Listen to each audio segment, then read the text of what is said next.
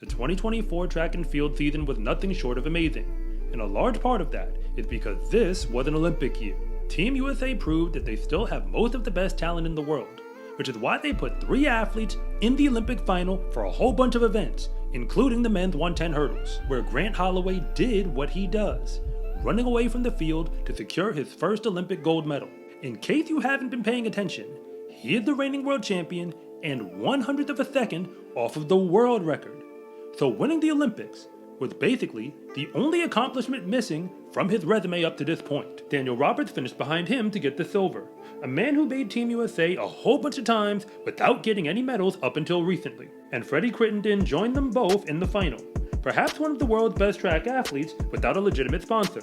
But Adidas did finally give him a call after the games. But by now you have figured out that of all the names I just gave you, none of them were named Devon Allen. And that was not supposed to happen, because he was at the last 2 Olympic Games competing in the final. And unlike every other hurdler in the world right now, Devon is the only one who can realistically keep up with Grant Holloway on the clock.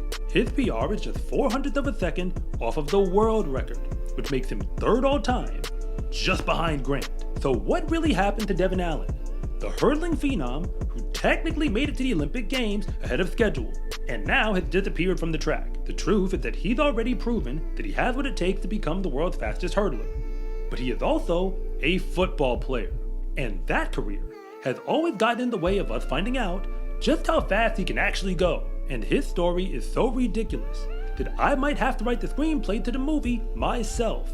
And the only thing that's stopping me from doing it is because the story itself isn't finished yet. Allow me to get one thing straight before I go any further. Devon Allen is not just another track and field athlete. Football players who dominate on the track are nothing new.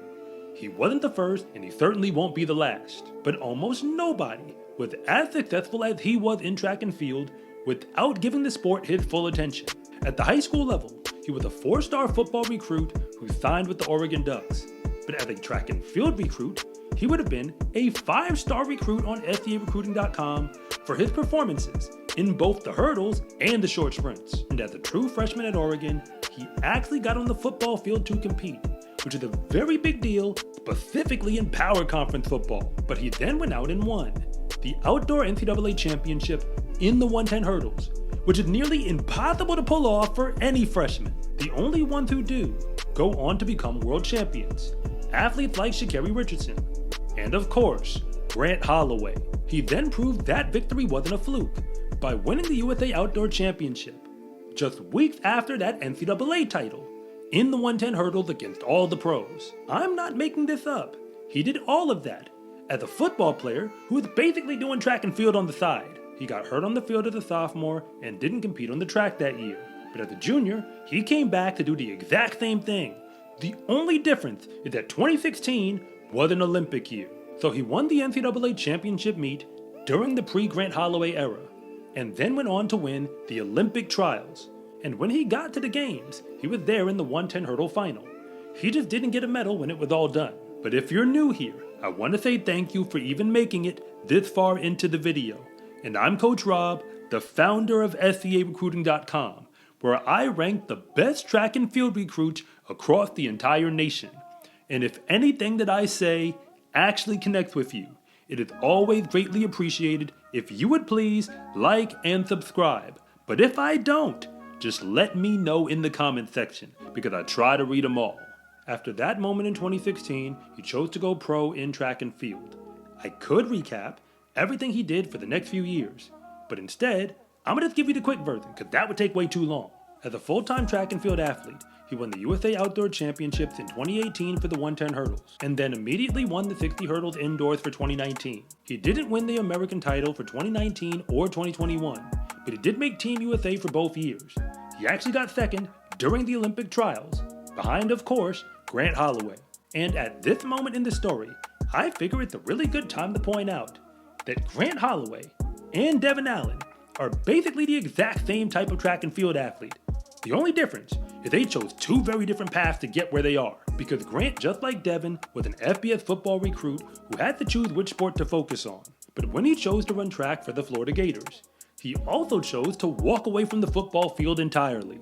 And we all know exactly how well that played out for him. I also conveniently left out that every time Devon Allen made Team USA, he never actually got a medal in the final, whether it was a World Championship meet or an Olympic meet. He was almost always a lock to make the final, but something would almost always go wrong after the gun went off, for whatever the reason. For a long time, that was also the same story for D'Angelo Roberts, who was perhaps America's third best hurdler behind Grant and Devon.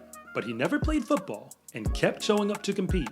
And now, he too is an Olympic medalist. The 2022 season is really the last time we got to see Devon on the track.